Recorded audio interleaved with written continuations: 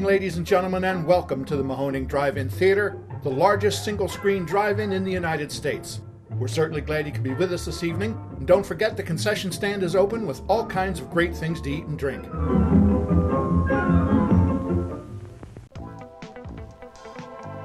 89.3 Mahoning Drive-In Radio, your old pal Virgil back once again for another exciting episode of the podcast. As you guys know, the only podcast dedicated to the love and revival of our beloved drive-in culture, joined as always by my co-host and general manager extraordinaire, Mark. Say hello, my friend. Hello, my friend.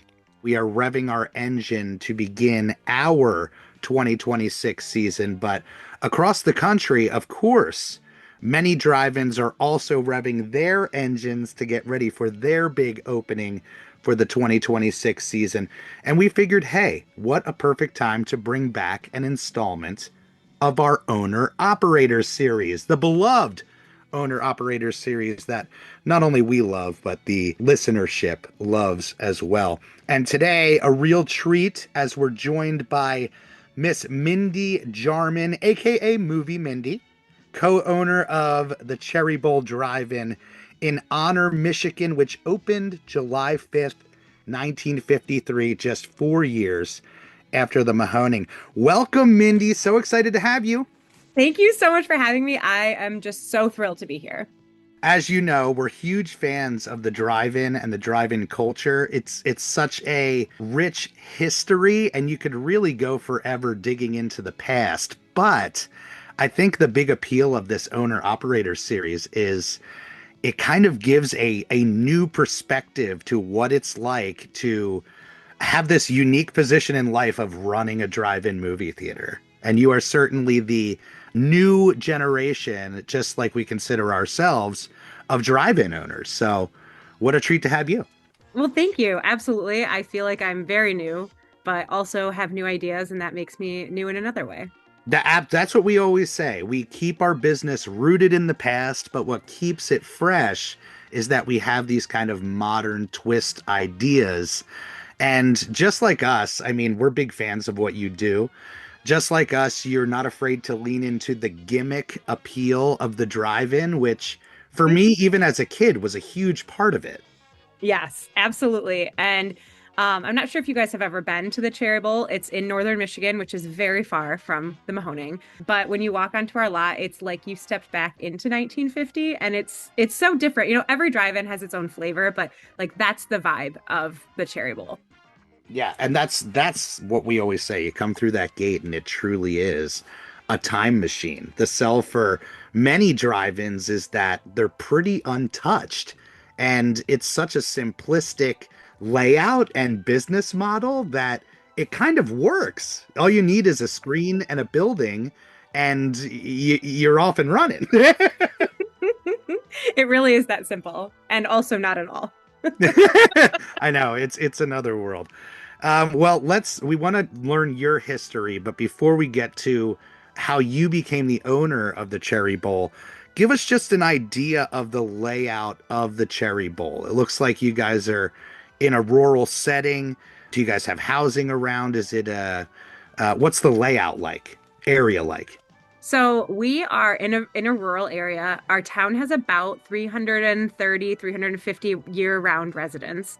We're only about 15 minutes from Lake Michigan, which puts us in a really interesting space because our little town, the closest city, is like 45 minutes away, and the area itself grows by about 150,000 in the summer. Wow, big tourist area. Huge tourist area. People have cottages, they have cabins, they camp up here, they come up here for a week, the same week every summer with their families. And we are a true tourist community, which works really well for a drive-in. Yeah, I mean, it's the only downside for a lot of normal business owners is the idea of, hey, this is a seasonal operation. There's a good chunk of the year where my lot isn't even accessible. So finding those ways to really capitalize on your summers, and that's a beautiful model to say, hey, the tourism's not going anywhere. In fact, we're getting more and more tourists every year. And everyone has a love-hate relationship with it. The locals call the tourists up here fudgies. I'm not sure if you get that term. But there are a lot of fudge shops up here, and people come up and they buy their fudge, so they're the fudgies. Oh, that is so great. But we live and die by them, we really do. And I think that I would say probably like 30 to 50% of businesses in this area are seasonal. Yeah, which makes sense.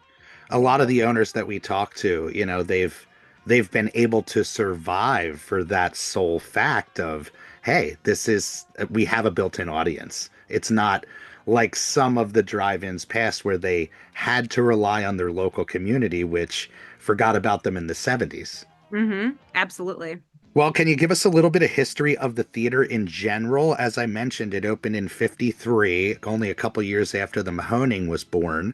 And Yeah. in doing my research, it looks like you guys kind of went through the same expansion of your screen in the late 50s when CinemaScope became the norm, which we love. So super similar, we opened on July 4th, 1953, which I think is wild. I didn't realize that going to the drive-in on the 4th of July was a thing. They didn't have fireworks shows like they do today. So going to the drive-in was an experience on the 4th of July. So I love that fact. Yeah. The first two films that we played were The Greatest Show on Earth from 1952. Bingo. And Bride of Gorilla from 1951.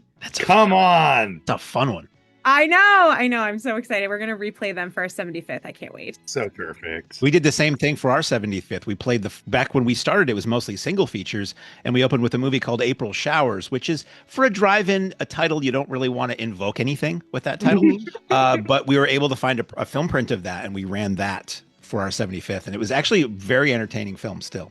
That's awesome. I love that. So the theater was built by Gene and L.O. Griffin, and they had an indoor theater in the neighboring town, and they built it together. But something super interesting is that L.O. Griffin, her husband, passed away in 1959, shortly after the opening. So the Cherry Bowl was run by Gene from 1959 until 1997, which is just like a wild thing to think about in the 50s, 60s, to have a soul woman running a theater like this. Oh, that is so beautiful. Normally, like many things in this country, it's a very kind of early days man-driven industry. So to have that's a real standout. That's beautiful. Yes. And then she sold it to Laura and Harry Clark in 1997, who owned a bakery in the area, and they were like kind of acquainted, and she approached them and was like, hey, I'm ready to sell. Will you buy my theater? And they were like, absolutely. And so then they ran it until 2004 when they finished their last season. Well, Harry died in 2012, but Laura finished her last season in 2004. 24 when I bought it and started running it last year. It was my first season in 2025. Yes. I love it. Yeah, it was just so fun to be able to know the people intimately because it's such a small area. It's carrying on a legacy. That's the beautiful thing of every drive-in across the country is they are either within the family or passed on with love. And it's really up to us, the next generation, to carry that and uphold it. It is. And I'd never purchased a business before, but I was blown away by the fact that Laura, the day we signed, she was like, okay, so here's all the information, here are all of the vendors, here's everything I've done for the past 30 years. And I want you to know that here's my cell phone number, and you call me, you text me, you email me anytime you have a question. And also Granddad, who's been the caretaker along with her for the past 30 years, lives right up the road. So you call him if you need anything. Unbelievable. The support like that. It's everybody that's involved with it wants to see it survive. What was the situation with them selling the property? You had mentioned that he had passed away. Was it just time for them? Yeah, so interesting. He passed away in 2012 from a super tragic accident, very freak accident. And it was at that time when everything was going digital. So Laura had said that if they didn't win the projector from the Honda Save the Wow, we were part of it too. Yeah. Yeah. And so they were really lucky that they did win. They were one of the theaters that won. And so she continued on for the next 12 13 years with granddad by her side. And then she was just so ready to retire. Her kids live all over the country, one in Seattle, one in Florida, one in Michigan, but she was ready. She'd done it for 30 years. Her kids were grown and she wanted to take a break. And what a relief that somebody came in and wanted to keep it a drive-in. Was she in the position to be able to make that decision? Yes, she was. And she put it up for sale in February of 2024. And she had said that the intention was to sell it to someone who wanted to keep it as a drive-in. That's beautiful. That's beautiful. And we always say, like, the folks like yourself that rise to the occasion, it really is the Lord's work. You're preserving these memories for literally generations of kids and families, and to be able to deliver it and uphold it is a real honor. And I know you feel it as well, just by knowing you as the short time I've known you. Yes, I always say that I act first and think later. So I didn't do a ton of research before we bought the drive-in. And I will tell you, the research I did was watching the documentary about the Mahoning. And I was like, oh, sold. That'll sell you. I'm in. Oh, I love that so much. That is the nice, unexpected perk of the success, is that it really inspires people, because we're just regular pack of dedicated fans, and the idea that we were able to make it work with passion and heart really strikes a nerve with people that have this thing inside of them to want to drive further, you know? Absolutely. So, and let me tell you my favorite fact about our theater. I don't know if it's a fact as much as it's like a fun build thing. So our screen, like you said, expanded for CinemaScope, but the original screen is encased in aluminum, the outside of it. So we call it our screen tower. It's not just the screen. Yes. And the screen itself is held up by giant, I don't know if they're redwoods or sequoias, I'm not sure the difference, but giant trees from Wow. And they go, 60 plus feet up in the air and 30 feet into the ground. And you can't see it from the outside because everything has been encased in aluminum since the 70s. But when you go inside, you can see these towering, thick, huge tree trunks that are just these incredible, it's an incredible feat of engineering. And it's my very favorite part of the theater. That is so unique. I love that so much. And yeah, it's worth mentioning one of the biggest sells of the Cherry Bowl, as far as an outsider looking in, is that gorgeous screen tower, which we're so envious of, with the Cherry Bowl and the cherries on the back. What a staple. Yeah. And I think it was in, I don't know when it started, but definitely up until the 70s, it used to have beautiful neon on the back. It was green neon that said the Cherry Bowl. And from the inside, you can still see the holes and the wires that held it all up. It is a goal of mine to one day put neon back on there, but that is a, future me project. That's same for us. Our marquee, our classic marquee, has the ability to put it back in. And it was such a sell and lure of the drive-in culture that I love, that the neon lights would literally hypnotize you into the theater. And it got very over the top with those presentations. Even Jeff's childhood drive-in, our late great Jeff's childhood drive-in, had like a whole skyscape setting and a rocket ship, and it was just a sight to behold. The fact that you have a beautiful enclosed tower is such a beautiful thing. Is it able to be used for storage, or is it tough with those humongous trees in there? It is. So it's super unique. There is a space that they have finished in the center between all of the tree trunks that has power, cement, and is like closed off to the elements. And that's actually where we keep all of our food and paper products. Yes. So what a dream. It is dreamy. You were said at the beginning there, you don't really need a whole lot to have a drive-in, but the caveat to that is you also have nowhere to store anything. Oh my gosh, we always say, like the old saying, we work with what we got, but it's like there really is this creative measure that owners need to take to be like, well, I need to add elements to be able to not only function as a business, but store, things to take care of my lot, anything else. So that's really the state that we're at now. And I have this dream of just even semi-enclosing the bottom of the screen, because we're looking for, what's a good place to put story. Oh, there's this 110-foot area right there.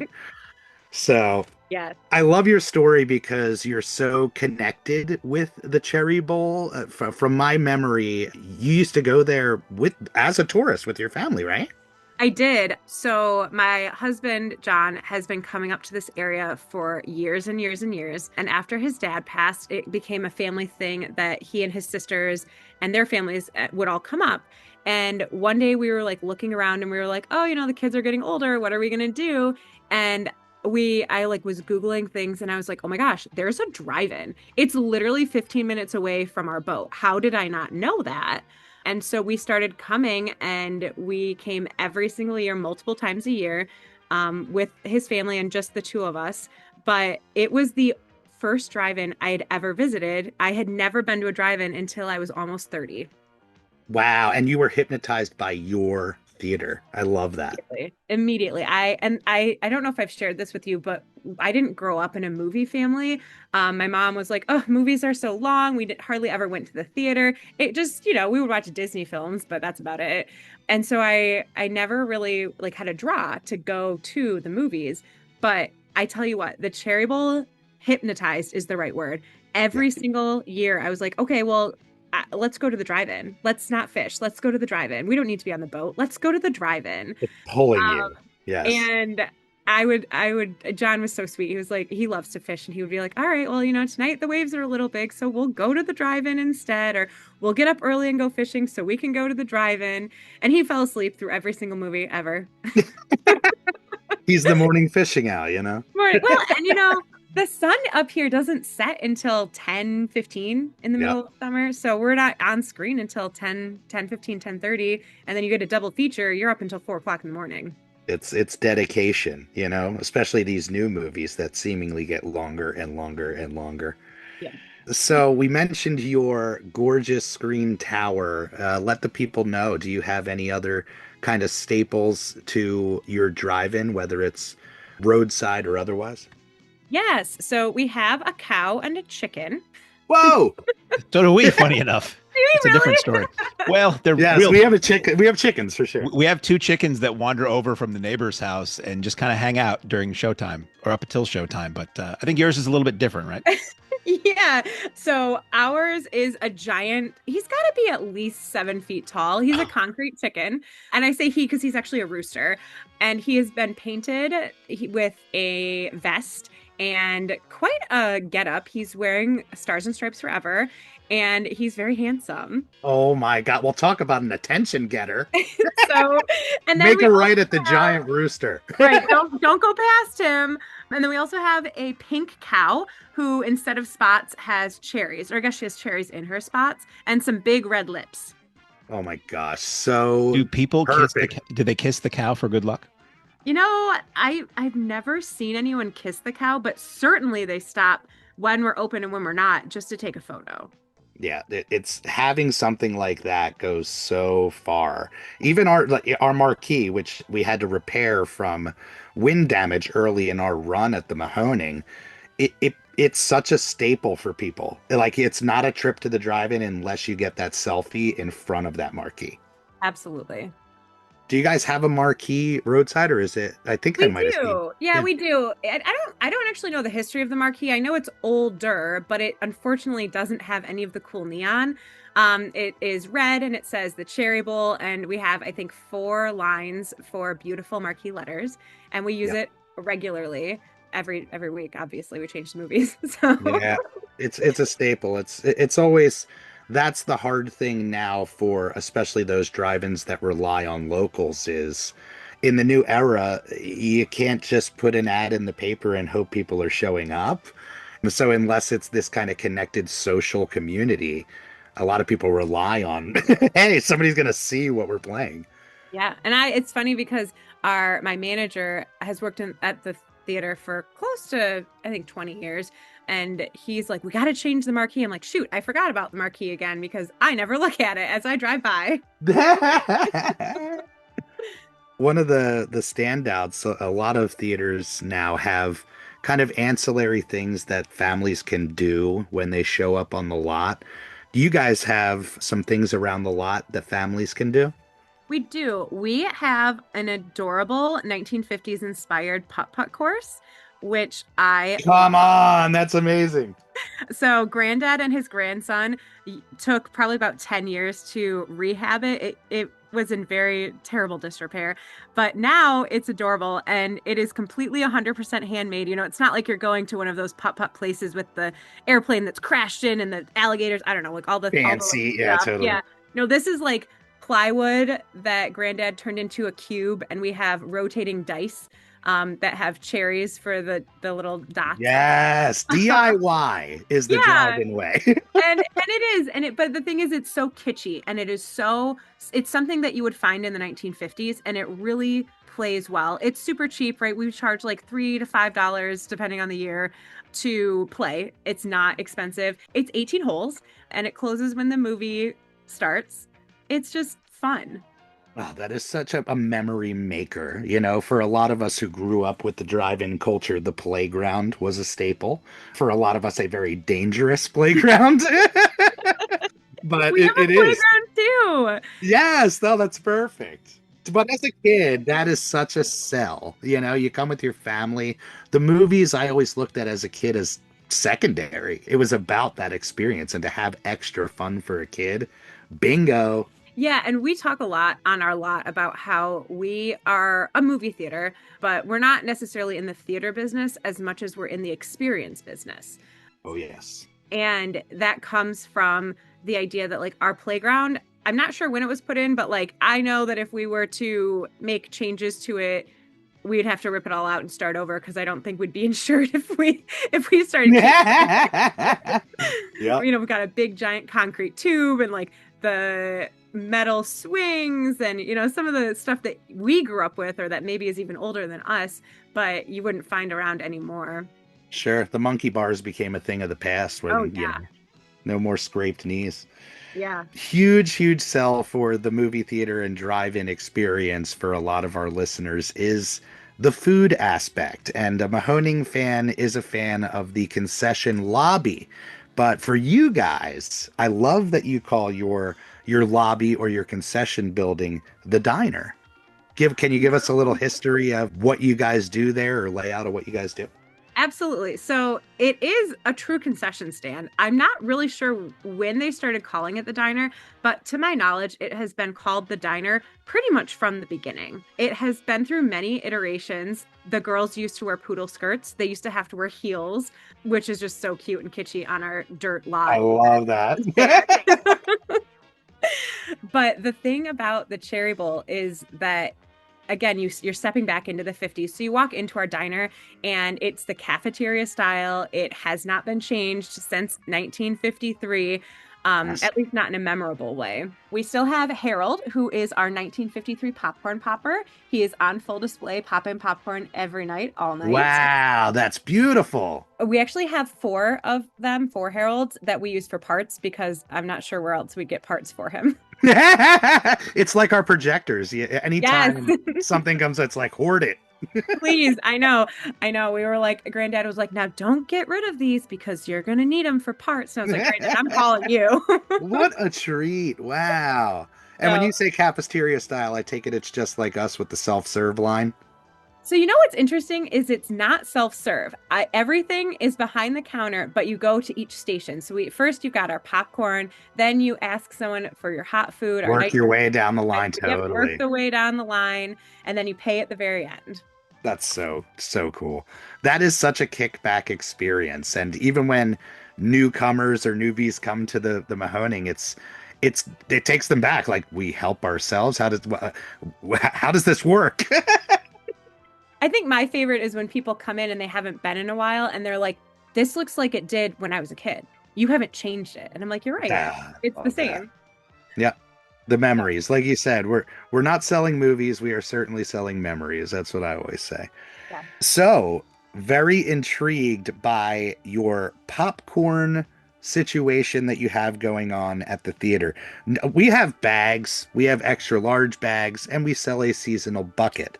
But you offer a bucket or a barrel. Can you explain? We have 5 sizes of popcorn. We have a small unbuttered, a small buttered, a large, which is not very large, a bucket, and a barrel. Our bucket is 70 ounces and our barrel is 170 ounces. Bingo. Wow. That's no joke. They're huge. They're great. I always go with a barrel with real butter. We also have a real butter machine. Her name is Betty the Butter. I love it. I love it so much. The big perk of us being able to interview owners from all over the country and all over the world now is getting kind of a flavor for their tastes in the area. Do you have anything that you would consider kind of stand out for your area on the menu?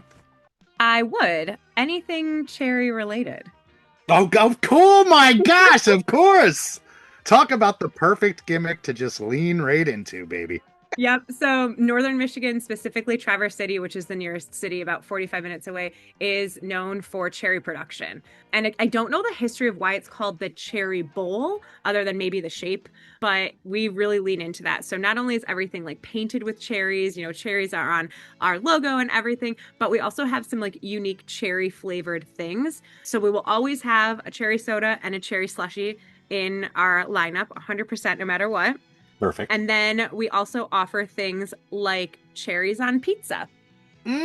Cherry flavored brats. They're not cherry, like they're cherries in the brats. They're not flavored. Cherry brats. And we make homemade caramel apples. And one of the iterations has dried cherries on the outside. Come on. My mouth is watering, literally. Like, So good.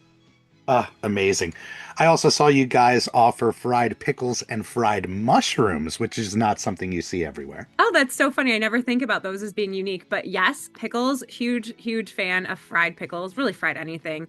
And the mushrooms, again, have been around forever. And they are a true staple. People love them. Like if you were to get rid of them, people would be like, where's the mushrooms? I think people would riot.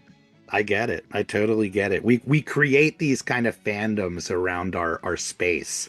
For us, because we run nothing but 35 millimeter, we have some staple snipes that we run every night, one of them being Rico's Nachos. And every time Rico comes up on the screen, the audience just roars, yelling Rico at the screen. And that's really the time I can turn to Mark and be like, this really is a cold, isn't it?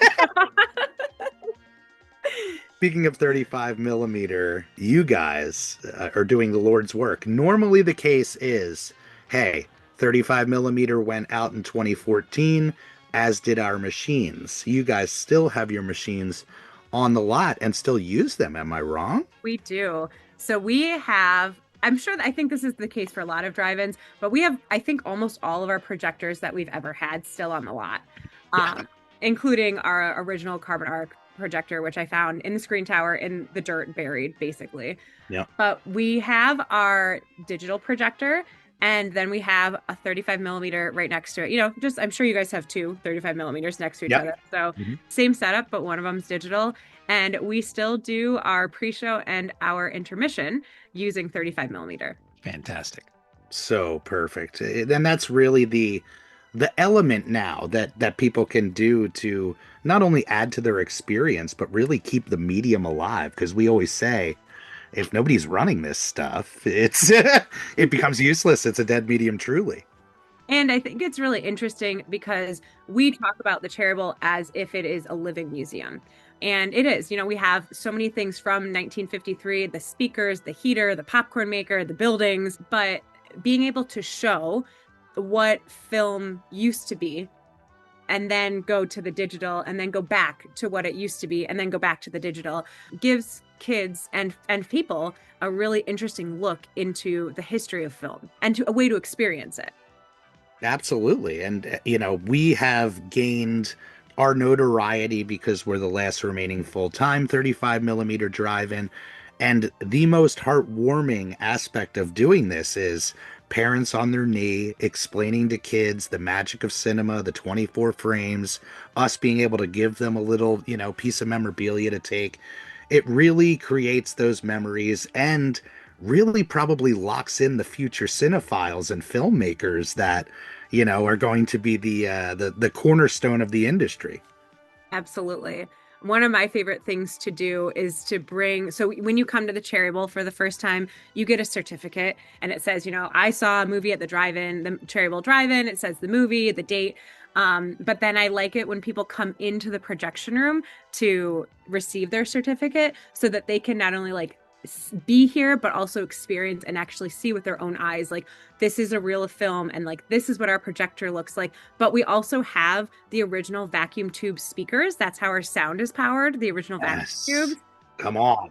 And it's something, especially young kids, they're just like mind blown because you can see the glowing, like you can see it. It's so cool. It is. It's really a trip back in time. And it's funny that you said a living museum, because that's something Jeff always used to say is we're a functioning museum. This is truly a space people can come in and get lost in, but also treat it as just a disposable movie theater if they choose, you know? And even if they choose to do that, they're still taking something away from it, even if they don't realize it. Oh, it's impossible to visit the drive-in and not get, as we said, hypnotized or lured in by it. I definitely stand by there's indoor people and then there's the outdoor folks, but most people are open to that experience and then really start to crave it. I don't want to take up all the time. I want to give Mark the opportunity to ask you some questions as well, but I don't think I mentioned it at the top. You are a single screen drive-in, which is very unique. We are also a single screen.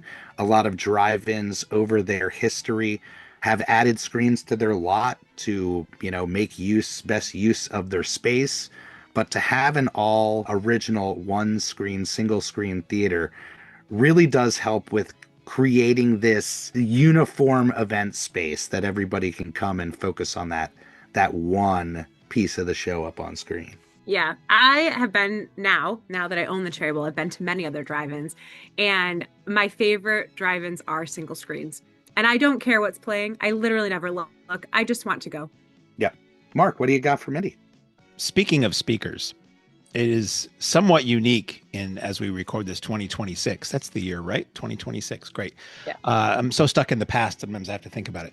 Do you have speakers for every car who comes in, or is it just a certain section or certain rows of the theater? We have 275 spots and we have 275 speakers on the lot. Oh my gosh. I was really lucky when we purchased the theater. Laura and Harry had started collecting. Anytime a drive-in closed, they would go and buy what they could.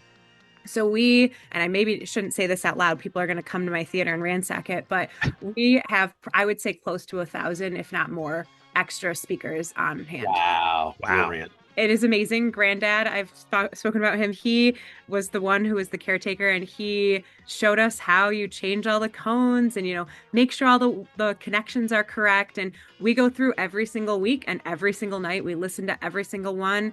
And, the interesting thing is that people who are not obsessed with drive-ins, it's the place on our lot that we get the most complaints. They're like, your sound sucks. I'm like, guys, I know. Welcome to 1953. That's the point. Like, yes, you're right. The sound does suck. Paper cones in a tin speaker, not great. But you can listen in your car. We have, you can bring your own radio. We have rental radios. But if you want the true experience, like, they're there and they're what amazing. A treat. That's fantastic. That is so rare to hear a theater that is like 100% functional speakers. That's fabulous. The number one question we get asked, or if I mention to somebody what I do for a living, the first question is always, do you still have the speakers? And sadly, like most drive-ins for us, the speakers were just, they went away a long time ago due to maintenance and upkeep and the higher quality that you can get from FM. But it's fantastic to be able to give somebody a choice between, the radio or the speaker. Now, for pricing for admission, do you do the model of carload or per person? We do per person. And I was trying to find the history of whether the Cherry Bowl has ever done carload, and I couldn't find any information on it. As far as I know, it has been per person for a long time. But that being said, it is still significantly less expensive than in any indoor theater I've ever been to. We are $12 for people 12 and up. $5 for people 5 to 11, and 4 and under is free. Perfect. Can't beat it. That's just in line with ours. Same. Yeah.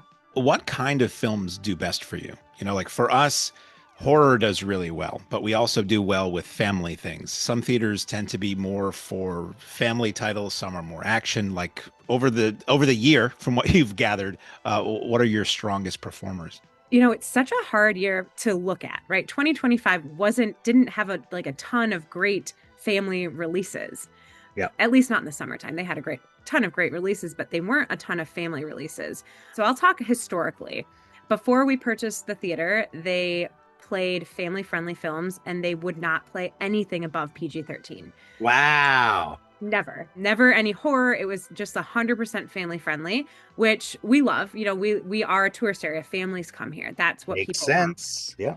However, I was like, but why aren't we doing horror films? So this was our first year that we played horror films, and we played one night of horror films, and it was our biggest night of the year. Wow. Bingo. There's something about it. Watching movies outside, scary movies outside, it just sells itself. And you know what the second biggest night was? This is wild. An indie film about Sasquatch made in Michigan called Squat. Yes. Perfect. So perfect. So yes, family friendly does really well here, and we will continue to use that, especially throughout the summer when there are huge amounts of families here. But on the shoulder season, we're going to lean into that horror. We're going to lean into those indie films because, again, watching a film like that at the drive-in is just an experience. Oh, absolutely. Alternative, the way to go, for sure. Years ago, I helped bring The Legend of Boggy Creek, the early 70s Bigfoot faux documentary, back to drive-ins. And certain places had said, there's no better place to see this movie because it's set in the woods where there's something in the woods at night and you can't quite see it. And you are sitting surrounded by the woods at night. It's just, it's like 4D. It's immersive, We even had one of our employees dress up as Sasquatch and walk around the lot. Yes. That's entertainment. That's what so much fun. But it's about. It's the fun of that extra ballyhoo and that extra showmanship that you can bring that you don't get at an indoor theater. And people will remember that forever. Yes. Yeah, it's really what we always point to as the thing that can really save the cinema experience, like the fandom, the showmanship, the excitement. For us, that's where we start to put on a show.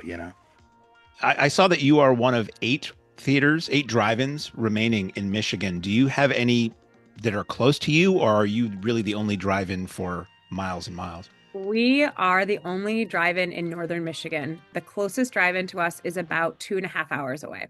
Wow. Okay. Nice. So yeah, and that's how they've built it for years. Northern Michigan's only drive-in. Excellent. Speaking of fun and all that, are there any like special events that you do annually, or like car shows, pony rides, themed events, or special promotions, or anything like that? Let me tell you, this is my favorite question. Which one would you like to start with? All. Go from least to most ridiculous. Yes. So we have something that we call Classic Cars Under the Stars. We host it once a month. And a long time ago, I think in the 90s, maybe in the early 2000s, at least the early 2000s, if not sooner, there's a group and they call themselves the Cherry Bowl Cruisers. And it is a group of people who own classic cars, and they created their own car show at the Cherry Bowl. Yes. Come on. Right? I know. Amazing. They have jean jackets that have like their logo on it that is just slightly off from ours. It's super cute. I love them. They're great. So they come to our lot at least once a month in the summer, and usually right around the 4th of July, because what is more truly American than a classic car at a drive-in? Facts. So then we also have something we call Tassels and Tailgates, and that is our celebration of the recent graduates in the area, where the graduates get in for free, and we put their baby pictures up on the screen and then their senior pictures. It's so cute. It's so fun. And then this is one of my favorite events. So I am a former early years teacher. I taught preschool and kindergarten. So like kids are my jam. And we do something we call cardboard kitty cars, where you either bring in a cardboard car that you have made at home, or you come to the drive-in and we have supplies here and you make your own. And then you put your cardboard car. I know, you put it up at the very front, right in front of our play, or I guess right behind our playground, and you watch the movie from your cardboard car. Amazing. Making memories. all the Have you time. do you ever find at the end of the night that you have to jump a cardboard car? Hasn't happened yet. Cool. But maybe I will keep my paper jumpers nearby. Your paper streamers to attach to the There you go. paper battery. Every single night we have the dog of the day. And this started because somebody brought a cat to the drive-in on a leash. And I promise I'm getting their cat dog. I get it. Hold on. So the cat, his name was Mango. And I was like, can I please take a picture of your cat and post it on my Facebook page because you brought a cat to my drive-in? And that very quickly spiraled into Dog of the Day, where people truly will come up to the staff members and be like, hey, have you seen movie Mindy? Has she done Dog of the Day yet? You get no prize. You get nothing. I take a picture of your dog and I learn its life story and then I post it on our social media. Oh my gosh, that's so fantastic. I did create a sticker at the end of the year that has my dog's face on it. So you can only get it by being the dog of the day. You cannot buy the sticker. You are given the sticker when you win. So perfect. We started doing because dogs are such a huge draw, like a giveaway. Like we'll pull a raffle ticket and the dog gets to pick a, squeaky toy or a treat. Oh, that's so cute. It's a huge part of what we do, They're part of the family too. They are. And I bring my dog as many places as possible. And the drive-in is the best place for a dog. You know it. We also do Dog Days of Summer, where we have everything from a kissing booth to peanut butter painting to a hydration station to pet parades to pet costumes. And we have local treats from local companies. And there's a local brewery that comes and does stuff because why not? And then we do other things like our trunk or treat, really super fun. Kids come and dress up, get candy, and then we watch a family-friendly movie. And then last year we started with Horror Fest. We're going to do Horror Fest 2.0 this year. But the crowning jewel, the piece de resistance, is Pickle Fest. Yes, of course. Of course it is. And another fun fact, Michigan is the #1 pickle producing state in the nation. So perfect. Wow. Lean right into it, Yeah, so we invite all of the pickle producers in the state to come and either sponsor an event or to just come and join us. And Pickle Fest looks like people dressing up like pickles. We have a pickle prince and a pickle princess. We have a pickle brine chugging contest. Oh my God. Lordy. And then we have what we call our pickle passport, where you buy the passport and then you taste 10 pickle related things, whether it be cotton candy or pickle popcorn or pickled asparagus. And then this year, this is new, there is a local group called the Traverse City Farm Company, and they are the only group in the Tri-County area that has a fermentation license. So they're not making grandma's pickles in vinegar, they're fermenting things in brine. Wow. And unbelievable. They're going to do a pickling fermenting class or demonstration at Pickle Fest. Next level.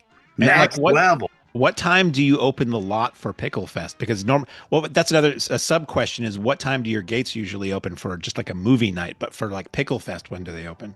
Yes, that's such a good question. So our gates typically open at 7:30. Again, our movies don't start until 9:45, 10 o'clock, sometimes later. So that gives us a really good chunk to get people in the door, parked, get their snacks, get them situated. But for something like Pickle Fest, we open our gates at 4 or earlier.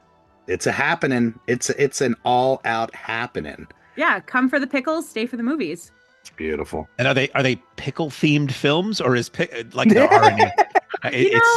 Being a first run theater is sometimes really hard because I want to lean into it and do pickle themed things, but we're already under contracts, already have agreements with the studios for other films, so I can't. So it's whatever the standard movie would be that night, but you get the addition of Pickle Mania. Got it. Yeah.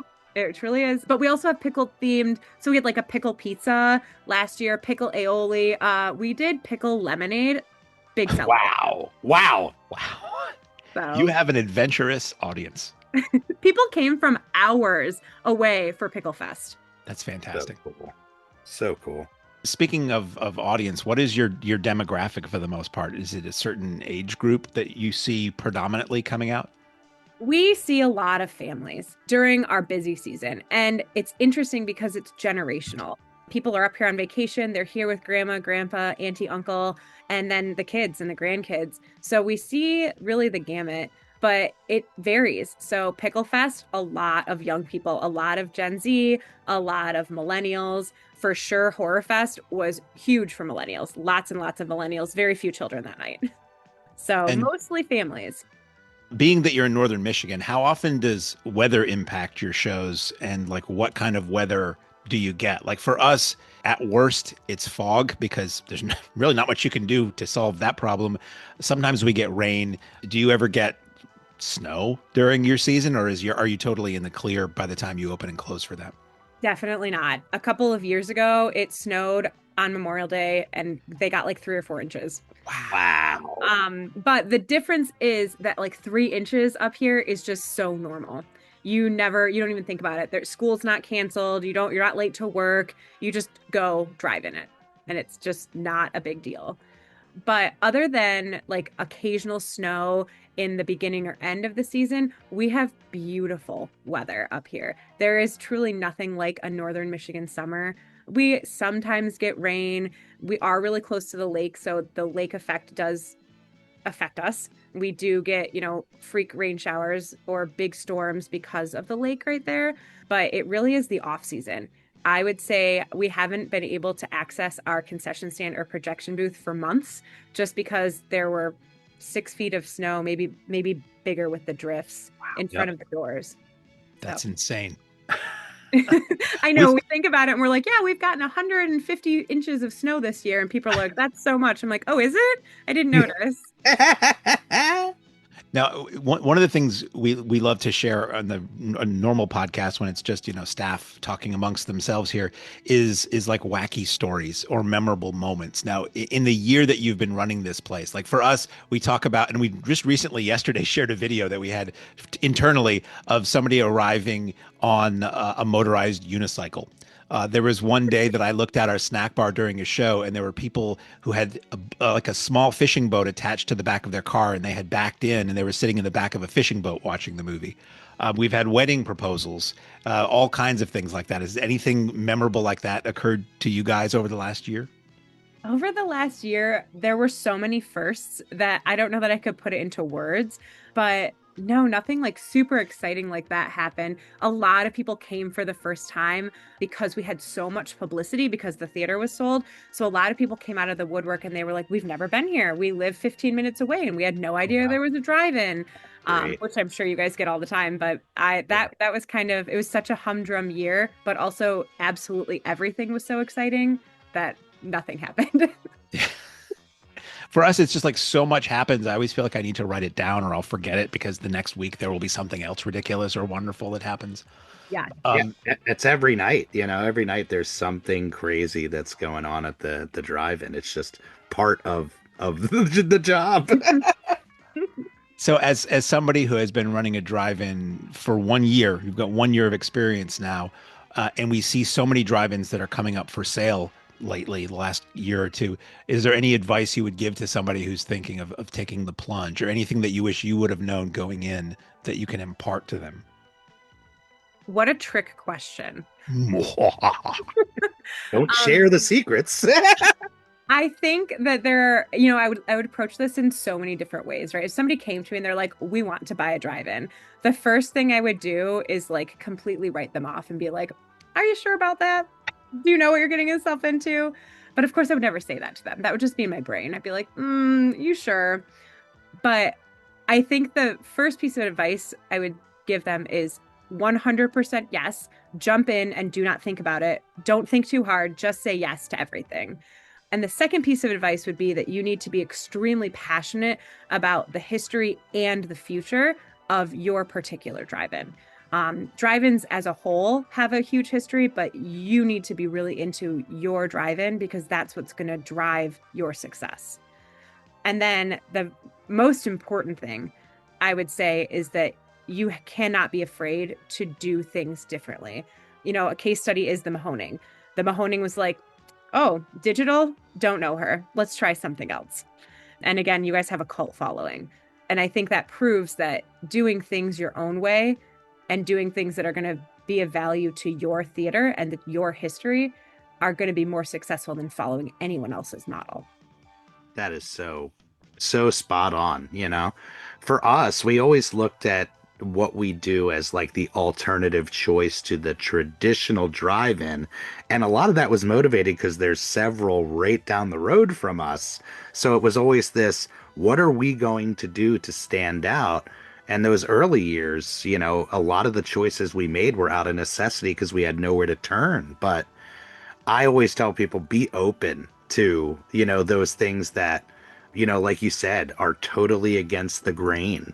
Having your own voice, just like in any world or medium, that's going to make you stand out. And you guys have done such a wonderful job of elevating as well as carrying on this tradition. So, what else could the culture ask for?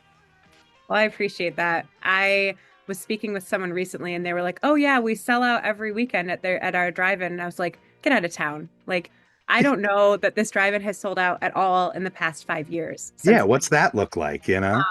And I said something. I was like, "Man, like that's so cool. I'm really glad for you." And she was like, "Don't worry, Mindy. Your drive-in is on its way there." And like that made me feel so good that somebody who's in the industry recognized that like what we're doing is totally different than what they're doing. Just to be like very frank, they're doing very different things than we are.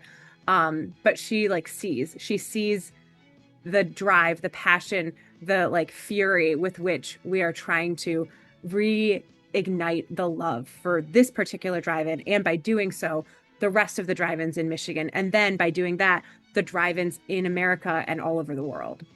Yeah, we raise all boats. It's truly the voice and mission that we've been given in the position that we're in is we're such a small group, you know, and to have as loud a voice as possible in your community.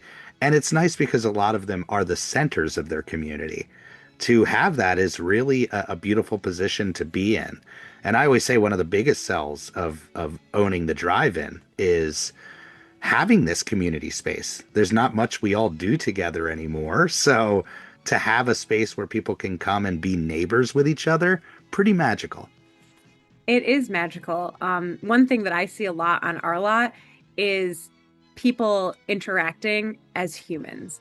I'm sure that happens on your lot too. People set up folding tables and they play a board game while they're Yeah, waiting for the come film, on. or they're, playing with a football in the back lot, or the kids are running around. Like even the teenagers are looking at each other. Phones Um, go away and life yeah. begins. And it's amazing, and it truly is just such a unique space. The other thing that made me think of was I would encourage people who want to buy a drive-in to make friends in the industry.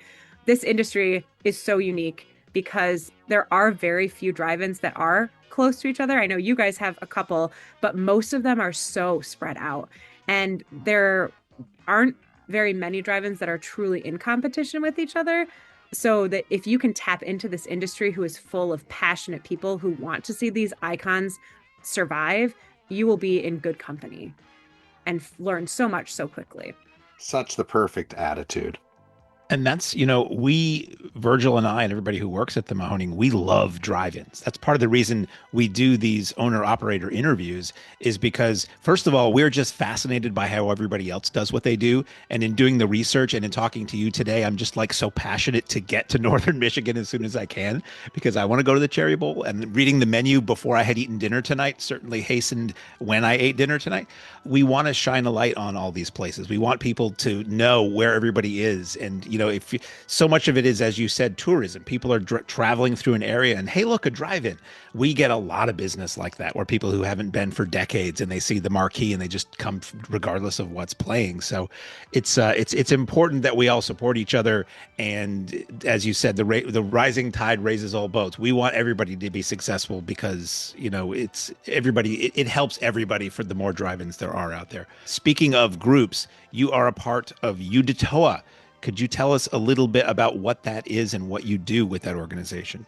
Yes, UDTOA is the United Drive-In Theater Owners Association, and it was founded in, I think, in the early 2000s, the late 1990s. That late? And Wow. yeah, I know it's very recent. And it was a group of people that were like, hey, we want to be together and learn more about how you're running your business, and we want to support each other. And it has turned into a trade organization that has really started to support the changing tide. Like you mentioned earlier, so many drive-ins are for sale right now. And we are seeing a lot of interest, which is great, from people who are outside of the industry. And they are coming to Utah and saying, hey, how do I do this? Hey, will this work for me? And part of what Utah does is help to buoy the people in the industry, whether it's through advice, whether it's through connections, but also to continue to connect people through things like Cinema United and the studios. And there is a huge wealth of knowledge. Some of the people who are in Utah have been in this industry since birth. And they have so much knowledge, so many connections, and they're also open to new ideas. So it's a trade organization. I found it when I was doing my Googling about how do you run a drive-in, and I joined immediately and I jumped in. And the first, I would say 6 months, they have weekly calls. The first 6 months I was on there and I was like, so who do I order popcorn from? Let's start at the beginning here. How do this thing called a server, what is that? And do I need one? Do I have one? What kind is it? And how do I use it? And that was just such a really exciting way to start. I bought my drive-in the off season, and I was able to learn so much from people before starting that when I didn't know how to upload a movie onto my server, I still don't know the terminology. I didn't know what a DCP was. I didn't know anything. It was a movie. Was it a camera or a projector? I don't know. really all of these things. And I now have this network of incredible friends that I chat with all day long through text. We meet every week through video calls, and we talk about like what are things that are going well, what are things that aren't, what are the staffing concerns, hey, how did you fix this, hey, did you have a good idea for a great co-feature for that film that's coming out? And it's just incredible to have a group of people that are as passionate, as driven as you are, and also understand all the challenges of running a small business, and to feel connected, even though, like I said, the closest drive-in is 2.5 hours away. And some of these people live across the country, and I've met them like 3 times. It's very easy to live on your own island, like the drive-in can feel totally closed off from everything. So to have this outlet to be able to connect with each other is such a gift. And I think we've talked about this personally, Mindy, but it really does take the new voices and the new blood to breathe the life and excitement back into the experience and bring new ideas. And you certainly represent that and represent it incredibly well. Thank you. I certainly am not afraid to make waves, and I think I have done a sufficient job of doing so within the Utah organization, but in like a really positive way. I have always been one to ask a question like, why are you doing it this way? And what are you doing to fix it? Not that the organization needs to be fixed, but like, why are you doing it this way? And like, well, we've always done it this way. Okay, but like, we're not showing films like this anymore, or we're not experiencing these types of things. So like, looking forward, these are the new clientele that we have. These are the new films. These are the new barriers and new obstacles. So like, how are we meeting that head on and really working together to create something that will cement the remaining drive-ins to be able to continue? And the kind of staple for a lot of these drive-ins that are in a position where they're struggling is that they're kind of stuck in the past and not willing to budge from this "it worked for years for me" mentality. And to have that courage to be able to bust out of it, sometimes you do need somebody to talk to. And I always tell people in the industry, they're always like, well, why do you think you've been successful in your first year? And I'm like, well, first of all, I'd have no idea if I have been successful. Like, let's start there. I have no idea. I feel successful. People came to my theater and we have enough money to open again. So like, success done. But I don't know. I don't have anything to market against. I haven't been in this industry long enough to know what success truly looks like. But what I can tell you is that people are responsive. people are interested and people are continuing to reach out. And that to me feels successful. And I feel like in this industry, I can kind of create my own success because I don't know what the rules are and I don't know how to function. So I do it whatever I want. You are such a gem in this industry, and I'm sure just like me falling in love with you after talking to you one time, this audience will certainly feel the same way. Can you give them a place they can go and support the Cherry Bowl, whether it's website, social media, all that good stuff? So our website is cherrybowldrivein.com. And we are also at social media as the Cherry Bowl Drive-In on Facebook, Instagram, and TikTok. And we are just so excited to see where this podcast goes. And we are so excited to be able to continue to watch your journey at the Mahoning because while I've never been, I'm hoping to go this year. I love watching what you guys do. Oh, that's so sweet. And it's an inspiring business to be in, and I think we all look at each other from a distance and get that inspiration and lights that fire in each other's bellies. It's really a beautiful industry to be in, and to be a new young owner just like yourself, it's really nice to have people to relate to and bounce these ideas off of. So thank you endlessly for being a champion of the Mahoning, of the drive-in culture, and all that you do and continue to do. Well, thank you. Thank you so much for having me. This has been so much fun, and I truly appreciate your time. Absolutely. We'll have to have you back because we always say it's just scratching the surface, and this is just a conversation, and being able to talk about things and updates that you got going on at the theater, that's going to be endlessly informative for us and the audience. So my goal this year is to write grants for everything on my lot that needs to be fixed. Yes, that's the way to do it. That's the way to do it. If it's there, if it's available, do it. I'm in the same boat. I'm still in this early, there's a 2-year window for a new business owner, quote unquote, new business owner, to take advantage of some of those things. Hey, you got to do it. You got to do everything you can. Well, and I don't know about Pennsylvania. I was looking to see actually for another theater, but we're in a rural area. There are rural development grants all over the place. Oh, it's crazy. If they're out there, dig for them. Perfect example of those things that maybe a new owner would never think about. So yeah, absolutely. Well, Mindi, thank you so much. Best of luck with your 2026 season. Audience, go show them some love. Give them a follow. It will be well worth your time. As you leave the theater, folks, please be careful. Don't let this happen to your car. Be sure to remove the speaker before you leave. If you should accidentally pull a speaker loose, please turn it in at our snack bar or box office. Thank you. All right. And on that note, Jeff, take it away, my friend. Ladies and gentlemen, thanks again for coming out tonight to the Mahoning Drive-In Theater. We hope you'll come back and see us again real soon. The exit is on the right-hand side of the screen at the front of the field, and most importantly, have a very safe trip home. Good night and God bless you.